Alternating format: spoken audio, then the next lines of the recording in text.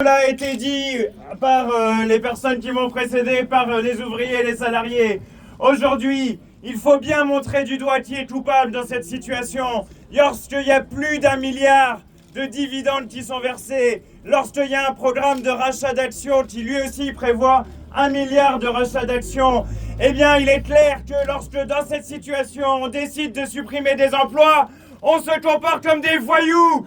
Michelin aujourd'hui se comporte comme un voyou et nous vous soutenons car nous soutenons l'intérêt général et nous soutenons le fait que lorsqu'on touche de l'argent public, lorsqu'on touche autant d'argent public comme il en a été question, il est hors de question de licencier ainsi.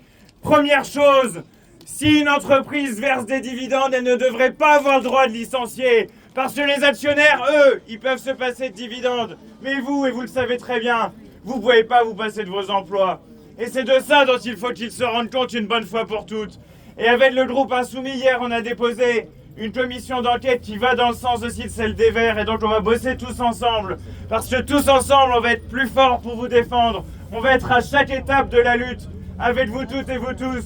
Et encore une fois, ce que je vous dis, c'est que la lutte, elle peut être difficile. Elle est d'autant plus difficile qu'elle vous touche aussi dans toute l'histoire qu'il y a ici, dans toute l'histoire, dans l'importance de ce site.